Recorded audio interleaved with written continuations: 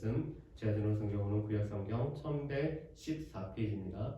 예레미야 38장 7절에서 13절 말씀, 우리 한 절 한 절 교독하시고 우리 마지막 절은 함께 봉독하시겠습니다. 왕궁 내시 구스인 에베멜렉이 그들이 예레미야를 구덩이에 던져 넣었음을 들으니라. 그때 왕이 베냐민 문에 앉았더니 에벤멜렉이 왕궁에서 나와 왕께 아뢰어 이르되 내 주 왕이여, 저 사람들이 선지자 예레미야에게 행한 모든 일은 악하니이다. 성중에 떡이 떨어졌거늘 그들이 그를 구덩이에 던져 넣었으니 그가 거기에서 굶어 죽으리이다 하니 왕이 구스 사람 에벤멜렉에게 명령하여 이르되 너는 여기서 30명을 데리고 가서 선지자 예레미야가 죽기 전에 그를 구덩이에서 끌어내라. 에베멜렉이 사람들을 데리고 왕궁 곳간 밑방에 들어가서 거기에 성겁과 낡은 옷을 가져다가 그것을 구덩이에 있는 예레미야에게 밧줄로 내리며 구스인 에벤멜렉이 예레미야에게 이르되 당신은 이 헝겊과 낡은 옷을 당신의 겨드랑이에 대고 줄을 그 아래에 대시오. 예레미야가 그대로 하매 그들이 줄로 예레미야를 구덩이에서 끌어낸지라. 예레미야가 시위대 뜰에 머무니라. 아멘. 예, 우리 한 달에 한 번 박윤 자매가 찬양을 인도를 하는데, 예, 찬양 인도도 참 잘하지만 여러분들이 이 동작을 모션을 보시면은 우리 가운데 이 엔돌핀이 아주 기쁨이 넘치는데, 여러분 마지막 주 오후 예배 오시면은 박윤 자매가 찬양 인도하는 것도 우리가 이렇게 볼 수가 있습니다.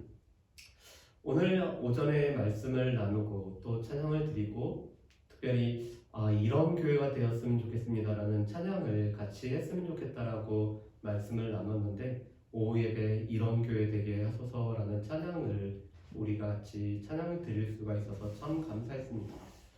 저희 교회가 개척을 한 지 이제 4달이 거의 차가고 있습니다. 6월 26일 날 우리가 창립 예배를 드렸기 때문에 4개월이 되었는데, 여전히 우리 가운데 함께 예배드리는 주의 백성에 대한 열망, 갈망들도 크고요. 그렇지만 그것보다 더 큰 갈망은 하나님에 대한 갈망이 우리 오직 예수 교회에 넘치기를 소망을 합니다. 그러면서 오늘 찬양을 드리는데 다시 그 생각이 나더라고요. 우리가 예배 드릴 수 있는 예배 처소가 있고, 또 우리가 비록 적은 숫자지만 함께 예배 드릴 수 있고 하나님 앞에 나아갈 수 있다는 것이 우리 가운데 얼마나 큰 행복인가. 그래서 우리 말씀 후에 다시 행복이라는 찬양을 통해서 우리 가운데 허락하신 하나님의 행복, 또 하나님께서 베풀어 주신 은혜를 우리가 같이 나눌 수가 있었으면 좋겠습니다. 예레미야 38장 말씀의 배경은 예레미야 선지자를 오늘 죽이려고 하는 남유다 고관들이 나와 있습니다. 우리 38장 1절 말씀을 우리 앞에 나와 있으니까 우리 같이 한번 볼까요? 우리 38장 1절 말씀입니다. 같이 읽겠습니다. 마단의 아들 스바다야와 바수엘의 아들 그다랴와 셀레마의 아들 유갈과 말기야의 아들 바수울이 예레미야가 모든 백성에게 이르는 말을 들은즉 이르기를 아멘. 오늘 38장 1절 말씀에 보면은 예레미야 선지자의 말씀을 듣고도 그 말씀을 염두에 두지 않았을 뿐만 아니라 예레미야 선지자를 핍박을 했던 사람들의 명단이 나와 있습니다. 그런데 이들은 아마도 이 친애굽파였던 것 같습니다. 애굽을 통해서 남유다의 이 바벨론으로부터 포위됨을 풀어보려고 애썼던 사람들이 오늘 38장 1절에 있는 이 명단들입니다. 그들은 예레미야 선지자를 통해서 하나님의 말씀이 선포되어졌을 때 그 말씀을 그들은 싫어했습니다. 2절과 3절 말씀에 보면은 예레미야 선지자를 통해서 선포되어진 하나님의 말씀이 나와 있습니다. 하나님의 말씀은 두 가지였죠. 첫 번째로는 이 바벨론에 항복하지 않은 사람들은, 이 남아있는 이 성에 머무르는 자는 칼과 기근과 전염병에 죽으리라는 것입니다. 칼과 기근과 전염병으로는 하나님께서 오늘 하나님의 말씀을 염두에 두지 않고 하나님의 말씀이 계속 선포해짐에도 불구하고 말씀을 듣지 않았을 뿐만 아니라 또 자유케 했던 이 히브리 사람들을 다시 종으로 삼았던 사람들에게 선포되었던 하나님의 심판의 내용이었죠. 그래서 예루살렘 성에 머무는 자는 칼과 기근과 또 전염병에 죽으리라고 말씀을 하고 있습니다. 두 번째로는 이 예루살렘 성이 반드시 이 바벨론의 손에 넘겨진다는 것입니다. 첫 번째로는 사람들에 대한 심판의 말씀이었고, 두 번째로는 이 예루살렘 성이 분명히 바벨론에 의해서 점령이 된다는 것이 예레미야 선지자를 통해서 하나님께서 말씀하신 말씀이었습니다. 그렇기 때문에 예레미야 선지자는 백성들에게 이것을 권유를 했습니다. 너희가 바벨론에 항복을 하라고 이야기를 합니다. 어떻게 보면은 이 친애굽을 정책을 피는 고관들에게 있어서는 예레미야 선지자의 말이 정말 듣기가 싫었습니다. 그래서 4절 하반절 말씀에 보면은 이렇게 얘기하죠. 그가 이같이 말해요. 이 성의 남은 군사의 손과 모든 백성의 손을 약하게 하나이다. 오늘 예레미야 선지자가 선포하는 이 두 가지 심판의 내용, 그리고 백성들이 살 수 있는 유일한 길은 바벨론에 항복하리라는 이 말은 백성들과 또한 군사들의 손을 약하게 하는 것이라고 그들은 주장을 하고 있습니다. 그들은 예레미야 선지자를 통해서 선포되어지는 하나님의 말씀을 귀 기울이기보다는 지금 이 정세를, 이 상황을 모면하기 위해서 우리가 군사와 또한 백성들이 일치단결하여 우리가 바벨론에 저항을 해야 되는데, 지금 예레미야 선지자의 말은 군사들과 백성들의 손을 약하게 하는 것이라고 그들은 주장을 합니다. 이 예레미야 38장 말씀을 새벽에 나누면서 남한산성 얘기를 제가 한 적이 있었습니다. 여러분, 남한산성이라는 영화를 보면은 최명길과 김상원이라는 두 사람에 의해서 이 강론을 펼치죠. 물론 두 대신 다 나라를 위하는 마음이 큽니다. 김상원 같은 경우는 끝까지 항복하지 않고 싸워야 된다는 주정파였습니다. 반면에 최명길은 우리의 약함을 알고 종묘사직을 보존하고 또 백성들이 더 이상 희생을 당하지 않기 위해서는 우리가 화친을 해야 된다는 주화파였습니다. 그런데 지금 이 1절에 있는 이 사람들은 주정파라고 할 수가 있을 것입니다. 그들이 믿는 바, 그들이 의지하는 바 애국 군대, 또 그 애국 군대가 올라오고 진격을 했고 있기 때문에 이 애국 군대를 통해서 우리가 바벨론의 손으로부터 벗어날 수 있다는 강경한 항쟁파라고 할 수가 있을 것입니다. 반면에 예레미야 선지자는 하나님의 말씀을 전하고 있음에도 불구하고 하나님의 말씀을 전하는 선지자를 단지 화친을, 항복을 꾀하는 주화파인 것으로 몰아가고 있습니다. 그런데 문제는 이 모든 것을 듣는 왕이 어떠한 사람인가냐의 문제입니다. 우리 이 시드기야를 한마디로 묘사를 하면은 우유부단한 시드기야라고 할 수가 있죠. 이 시드기야 왕은 실은 바벨론에 의해서 세워진 왕이 이 시드기야입니다. 그렇기 때문에 시드기야의 왕권을 보좌하고 이 왕위를 오늘 주장했던 사람들은 바벨론 사람들이었습니다. 그래서 시드기야는 처음에는 친바벨론 정책을 펴고 있습니다. 그런데 애굽의 군대가 올라오고 있고 애굽의 군대가 진격하고 있다는 소식을 듣고는 이 친애굽파의 고관들의 말에 동조한 나머지 친애굽의 정책을 펴고 있습니다. 그는 친바벨론 정책과 친애굽의 정책, 이 상황에 따라서 낮에는 바벨론, 밤에는 애굽에 붙는 것처럼 늘 상황과 형편에 따라서 왔다 갔다 하는 우유부단한 왕이 바로 이 시드기야입니다.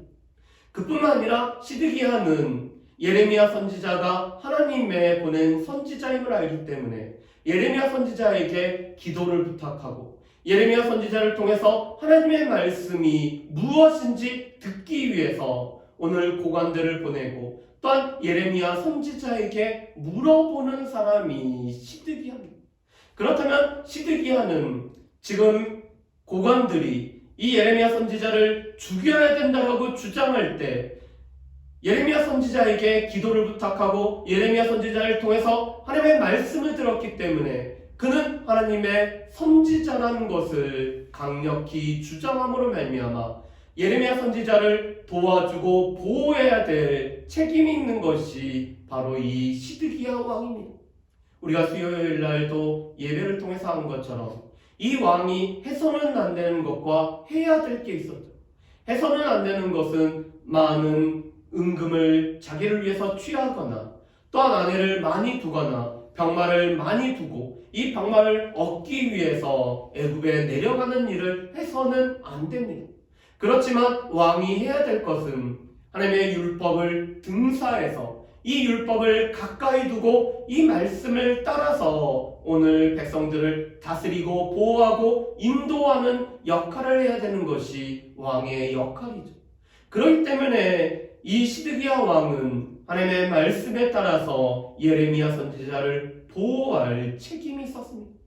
예레미야 선지자를 통해서 하나님의 말씀이 선포되어졌기 때문에 어떻게 보면 살아 움직이는 하나님의 말씀인 예레미야 선지자를 가까이 두고 하나님의 말씀에 귀를 기울이며 하나님의 말씀을 지키는 역할을 해야 되는 것이 시드기야 왕이죠. 그런데 문제는 시드기야 왕은 고관들을 두려워하고 있습니다. 그래서 오늘 5절 말씀에 보면은 이 시드기야 왕이 예레미야 선지자를 오늘 죽여야 된다라는 이 고관들에게 이렇게 얘기를 합니다.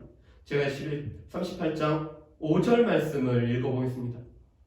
시드기야 왕이 이르되 보라 그가 너희 손안에 있느니라 왕은 조금도 너희를 거스릴 수 없느니라 하는지라. 아멘. 오늘 5절 말씀에 보면은 예레미야 선지자를 오늘 그에게 형벌을 가해야 되고 오늘 이 예레미야 선지자를 죽여야 된다라는 이 고관들의 주장에 시드기야 왕은 이렇게 얘기합니다. 그가 너희 손안에 있지 않느냐? 너희가 그를 해결할 수 있다. 그를 너희 마음대로 할 수 있다라고 이야기를 합니다. 그러면서 왕은 조금도 너희를 거스를 수 없다라고 합니다. 왕이 고관들의 의견에 귀를 기울여야 되죠. 왕이 결코 독재자가 아니기 때문에 왕은 이 고관들의 의견들을 들어야 됩니다.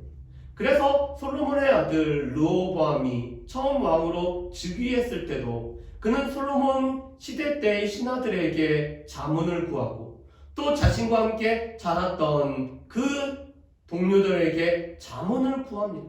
물론 어리석은 르호보암은 이 좋은 의견을 무시해버리는 안타까움이 있지만 이 고관들의 의견을 묻고 고관들의 의견을 수렴해야 되는 것은 마땅히 지도자인 왕이 해야 되는 것이죠. 그렇지만 그렇다고 해서 왕은 지도자의 말에 무조건 따르는 것이 아닙니다. 그 말과 하나님의 말이 상충이 될 때, 하나님의 말씀과는 다른 의견들이 제시될 때 그 의견들을 과감하게 오늘 바꿔야 되는 것이 왕이죠. 그런데 시드기야 왕이 이렇게 얘기합니다. 조금도 너희를 거스릴 수 없느니라. 오늘 이 고관들의 의견에 조금도 거스릴 수 없다라는 의견을 표현합니다. 왜 그럴까요? 이 주전파인 이 고관들을 두려워하기 때문에 그렇죠. 그뿐만 아니라 이 시드기야는 감옥에 갇힌 예레미야 선지자에게 조용히 물어봅니다. 하나님의 말씀이 또 어디 있느냐? 그랬을 때 예레미야 선지자는 이 바벨론에 항복할 것을 시드기야 왕에게 구하고 있습니다. 그랬더니 시드기야 왕이 이런 얘기를 하고 있습니다. 38장 19절 말씀에 보면 이렇게 말씀하죠. 제가 읽어보겠습니다. 시드기야 왕이 예레미야에게 이르되 나는 갈대아인에게 항복한 유다인을 두려워하노라. 염려하건대 갈대아인이 나를 그들의 손에 넘기면 그들이 나를 조롱할까 하노라 하는지라. 오늘 이 시드기야 왕은 고관들을 두려워할 뿐만 아니라 이미 포로로 끌려간 유다 백성들도 두려워하고 있습니다. 만약에 갈대아 사람들이 나를 그들에게 넘기면은 그들이 나를 조롱할 거라고 염려를 하고 있습니다. 이것은 일어나지도 않고 아직 생기지도 않았을 뿐만 아니라 또 예레미야 선지자는 그렇게 되지 않는다라고 이야기했을 뿐만 아니라 이미 포로로 끌려갔던 여호야김 왕이 이 바벨론 느부갓네살 왕의 식탁에서 먹고 있는 상황을 보면서도 일어나지 않은 일들 때문에 두려워하는 모습을 우리가 보게 됩니다. 그래서 이 시드기야 왕은 예레미야 선지자를 고관들의 손에 넘겨주고 이 고관들은 예레미야 선지자를 왕의 아들이었던 말기야의 웅덩이에 던지고 있습니다. 이 웅덩이는 감옥으로 쓰이고 있죠. 그런데 이 웅덩이에 물이 있으면은 물에 빠져서 죽을 수밖에 없습니다. 여러분, 그런데 이런 모습은 창세기 37장 말씀에 보면은 요셉을 시기한 형들이 요셉을 구덩이에 던지는 장면하고 너무나 비슷합니다. 그런데 요셉 때도 이 구덩이에 물이 없었기에 요셉이 목숨만은 건질 수가 있었고 그래서 이스마엘 상인들에게 팔려갑니다. 그런데 마찬가지로 오늘 말씀해 보면은 이 구덩이에 물이 없고 진창뿐이었기 때문에 이 진흙 구덩이인 이 구덩이에 빠졌기 때문에 예레미야 선지자는 단지 목숨만을 건질 수 있었다라고 말씀을 합니다. 자, 그렇다면은 예레미야 선지자는 과연 어떻게 될까요? 오늘 하나님의 말씀을 전하다가 하나님의 말씀을 선포하다가 오늘 백성들에 의해서 오늘 고관들에 의해서 핍박을 받는 이 예레미야 선지자는 과연 어떻게 될까요? 7절 말씀에 보면은 오늘 하나님의 보호하심이 나타나고 있습니다. 우리 분당 우리 교회 이찬수 목사님이 보호하심이라는 책을 이렇게 쓰신 적이 있죠. 거기 보면은 이 복음서를 강해하시면서 하나님께서 어떻게 보호하시는지 이렇게 잘 설명을 하고 있습니다. 그런데 예레미야 38장 말씀에 보면은 하나님께서 뜻밖의 사람을 통해서 예레미야 선지자를 보호하고 계시는 것을 우리가 볼 수가 있습니다. 우리 7절 말씀을 우리 같이 한번 읽어보실까요? 7절 말씀 같이 읽습니다. 왕국 내시 구스인 에벤멜렉이 그들이 예레미야를 구덩이에 던져 넣었음을 들으니라. 그때 왕이 베냐민 문에 앉았더니 아멘. 오늘 왕궁에서 내시로 쓰임을 받는 구스 사람 에벤멜렉이라는 사람이 나오고 있습니다. 여러분, 이 에벤멜렉이라는 단어는 두 가지 단어로 오늘 이루어졌습니다. 멜렉이라는 왕이라는 뜻과 에벳이라는 종이라는 단어가 그래서 왕의 종이라는 이름 뜻을 갖고 있는 사람이 바로 이 에벤멜렉입니다. 그런데 이 에벤멜렉은 출신이 구스인이라고 하죠. 이 사람은 아프리카 사람입니다. 이 사람은 이방인입니다. 근데 그가 어떤 경위로 왕궁의 내시가 됐는지는 모르지만 그는 이방인으로서 시드기야 왕을 살피는 시드기야 왕을 도와주는 내시로 섬기는 사람입니다. 그런데 이 구스인이었던 내시 에벤멜렉이 예레미야 선지자가 웅덩이에 던져졌다는 것을 듣고 왕을 찾아가서 오늘 의견을 제시를 합니다. 특별히 이 왕은 시드기야 왕은 지금 베냐민 문에 앉아 있습니다. 왕이 베냐민 문에 앉아 있다는 것은 이 문이라는 것은 장사와 재판과 모든 상거래와 또한 회집이 일어나는 곳이 성문 앞이기 때문에 아마도 베냐민 문에 앉아 있다는 것은 백성들의 의견을 듣고 백성들의 소송을 듣고 백성들을 재판하며 백성들의 모든 일을 판결하는 자리에 지금 시드기야 왕이 앉아있다는 것을 뜻하고 있습니다. 그럼 이 재판 자리에 앉아있는 시드기야 왕에게 에벤멜렉이 지금 이 고관들이 한 일은 악한 일인 것을 말하고 있습니다. 특별히 이 성이 바벨론에 의해서 포위가 되었고 또한 떡이 떨어지는 상황인데 예레미야 선지자가 이 웅덩이에 계속 있게 되면은 그는 굶어 죽게 된다는 것을 강력하게 주장을 하고 있습니다.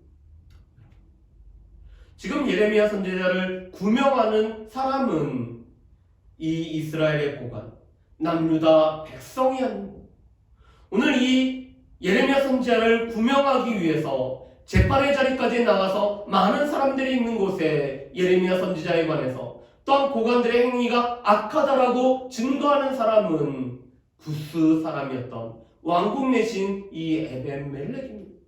어떻게 보면은 이런 의견을 내므로 말미암아, 이런 주장을 함으로 말미암아 에벤멜렉은 자신의 위치에서 쫓겨날 수도 있고, 그가 심지어는 예레미야 선지자와 같이 또 이 바벨론의 항복을 권유하는 이 주합하라는 그것에 몰려서 목숨을 잃을 수 있는 위기의 순간임에도 불구하고 오늘 에벤멜렉은 예레미야 선지자를 구하기 위해서 이 고관들이 행했던 모든 일은 악하다라고 주장을 하고 있습니다. 여러분, 그렇다면은 에벤멜렉은 왜 이렇게 할 수가 있었을까요? 자신의 생명과 또한 자신의 주기와 자신의 모든 편안함을 오늘 그가 다 내버리고 예레미야 선지자를 위해서 오늘 구명 활동을 할 수 있었던 이유는 무엇일까요? 우리 예레미야 39장 18절 말씀에 보면은 그 이유가 나와 있습니다. 우리 예레미야 39장 18절 말씀을 우리 같이 한번 읽어보실까요? 예레미야 39장 18절 말씀입니다. 우리 같이 읽어보겠습니다. 내가 반드시 너를 구원할 것인즉 내가 칼에 죽지 아니하고 내가 노량물같이 내 목숨을 얻을 것이니 이는 내가 나를 믿었음이라 여호와의 말씀이니라 하시더라. 아멘. 오늘 18절 말씀에 보면은 이렇게 얘기합니다. 이는 내가 나를 믿었습니다. 이 에베멜렉이 하나님을 믿었기 때문에, 하나님의 말씀을 믿었기 때문에, 하나님을 의지했기 때문에, 하나님의 말씀을 신뢰했기 때문에, 이 하나님의 말씀이 그대로 이루어지는 것을 믿었기 때문에 예레미야 선지자를 구하기 위해서 나설 수가 있었다라는 것입니다. 그래서 이 믿었다라는 단어는 의지했다라는 단어와 동일합니다. 하나님을 믿고 의지하였기 때문에, 하나님을 믿는 그 믿음으로 말미암아 하나님께서 이 어려운 순간에도 나를 도와주실 거라는 그 의지함이 있었기 때문에 예레미야 선지자를 구하기 위해서 오늘 예레미야 선지자를 구명하는 활동을 했다는 것입니다.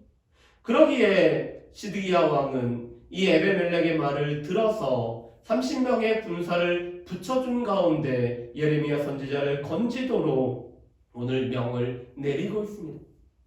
아마도 이 고관들을 두려워하기 때문에, 혹시 고관들이 예레미야 선지자를 이 감옥에서 구출하는 것을 방해할까봐 30명의 사람을 붙이는 모습을 보게 됩니다. 그런 에베멜렉에게 주어진 하나님의 축복의 말씀이 예레미야 39장 15절부터 18절까지 나와 있습니다. 하나님의 재앙으로, 하나님의 진노로, 하나님의 징계로 이 성이 바벨론 사람에 넘겨질 것을, 그리고 내 눈앞에 이 일이 이루어질 것을 에베멜렉에게 하나님은 예레미야 선지자를 통해서 말씀을 합니다. 그렇지만 이 4절의 말씀 속에서 에베멜렉을 구원하시겠다라고 하나님이 2번에 걸쳐서 말씀합니다. 내가 너를 구원하리. 내가 너를 구원하리. 너의 생명은 노량물을 얻는 것처럼 얻으리라고 분명히 말씀을 하십니다. 하나님을 믿고 하나님의 말씀을 선포하는 이 선지자를 위해서 자신의 생명을 걸은 에베멜렉에게 오늘 하나님께서는 구원을 선포하실 뿐만 아니라 또 하나님께서는 그를 구원하시겠다라고, 생명을 얻게 하시겠다라고 오늘 약속하시며 축복을 하고 계시는 것입니다. 자, 그렇다면 우리가 이 말씀을 통해서 알 수 있는 것은 무엇일까? 첫 번째로는 무엇보다도 지도자의 중요성을 우리가 알 수가 있죠. 우리가 늘 어느 모임이나 어느 단체나 어느 교회나 어느 지방자치대나 어느 나라나 여전히 지도자가 중요하다는 것을 알고 있습니다. 그런데 이 지도자는 마땅히 두려워할 것을 두려워해야 되는 자입니다. 무엇보다도 하나님을 두려워해야 되는 자이죠. 그런데 안타깝게도 이 시드기야 왕은 사람을 두려워한 나머지 사람을 두려움으로 말미암아 올무에 걸린 사람이 바로 이 시드기야 왕입니다. 우리 잠언 29장 25절 말씀에 보면은 사람을 두려워하면은 올무에 걸리게 된다라고 말씀합니다.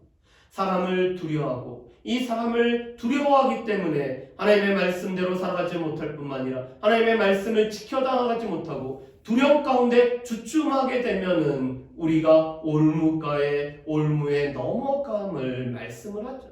그런데 이 시드기야 왕은 두려워한 나머지 마땅히 두려워할 것을 두려워하지 아니하고 사람을 두려워한 나머지 늘 우유부단하게 오늘 남유다의 정책을 핌으로 말미암아 나라가 패망하는 순간에 자신의 아들뿐만 아니라 자신의 두 눈을 잃어버리는 안타까운 일을 당하는 사람이 바로 이 시드기야입니다. 그런데 반면에 여호와를 의지하는 자, 여호와를 신뢰하는 자를 하나님께서는 보호하시는 것을 우리가 볼 수가 있습니다. 하나님께서는 에베멜렉을 통해서 예레미야 선지자를 보호하십니다. 그런데 예레미야 39장 말씀에 보면은 시드기야 왕이 두려워했고 또 남유다 백성들과 고관들이 두려워했던 이 느부갓네살이 예레미야 선지자가 하나님의 말씀을 선포하는 선지자인 줄을 알기에 예레미야 선지자에게 자유를 줄 뿐만 아니라 예레미야 선지자를 보호하고 있는 것을 보게 됩니다. 또한 유다 총독으로 세워졌던 그다리아가 예레미야 선지자를 돕고 보호하고 있는 것을 보게 됩니다. 하나님은 예기치 않았던 오늘 기대하지도 않았던 에베멜렉이라는 이방인을 통해서 여전히 예레미야 선지자를 오늘 보호하고 계시고 또 느부갓네살 왕이라는 당시에 가장 강력한 왕권을 통하여서 하나님께서는 예레미야 선지자를 보호하실 뿐만 아니라 무엇보다도 하나님께서는 또 유다 총독을 통해서 예레미야 선지자를 보호하고 있는 것을 보게 됩니다. 하나님 앞에 신실하고 어려운 순간에도 우리가 방금 찬양했던 것처럼 이 세상에 근심된 일도 많고 예레미야 상황 자체는 계속적으로 감옥 가운데 갇힘으로 말미암아 하나님의 말씀을 듣지 않는 이 백성들로 인해서 어려움을 겪고 있지만 여전히 하나님의 말씀을 신실하게 선포하고 하나님을 신뢰하고 의지하고 있었기 때문에 예레미야 선지자를 하나님께서는 그 날개 아래 보호하시는 것을 우리가 알 수가 있습니다. 그래서 시편 91편에 보면은 여호와의 날개 아래 그 여호와의 날개 그늘 아래 피하러 오는 자들을 보호하심을 말씀합니다. 룻기 2장 말씀에도 보면은 이 룻이 여호와의 날개 아래 오늘 피하러 왔기 때문에 하나님께서는 보아스를 통해서 이 룻을 보호하시는 것을 우리가 알 수가 있습니다. 마찬가지로 여전히 우리가 하나님을 신뢰하고 하나님을 의뢰하는 자는 하나님의 보호하심과 함께하심을 우리가 온전히 경험한다는 것을 우리가 삶에서 경험했을 뿐만 아니라 우리의 삶에 앞으로도 약속되고 보장된 바이기 때문에 하나님의 이 약속을 신뢰하며 나가는 저 여러분들 되시기를 주님의 이름으로 축복합니다. 그러면서 잠언 29장 25절에는 우리에게 또한 이렇게 말씀합니다. 사람을 두려워하는 자는 올무에 걸리지만 여호와를 의지하는 자는 안전하리로다라고 말씀을 합니다. 하나님을 의지하였기 때문에 예레미야 선지자가 안전했던 것처럼 하나님을 의지하였기 때문에 에베멜렉이 안전하고 하나님의 구원을 경험하며 그의 목숨이 노량물처럼 건짐을 받는 이런 은총을 누리는 것들을 보게 됩니다. 여호와를 신뢰합시다. 여호와를 의지합시다. 여호와께 가까이 나아갑시다. 그러면은 우리의 삶은 오늘 잠언 29장 25절 말씀처럼 우리의 삶이 안전하리라는 이 하나님의 약속이 우리 가운데 분명히 이루어지기에 하나님의 안전하심, 하나님의 보호하심을 바라보면서 여호와를 신뢰하고 의지하는 저 여러분들 되시기를 주의 이름으로 축복합니다. 아멘.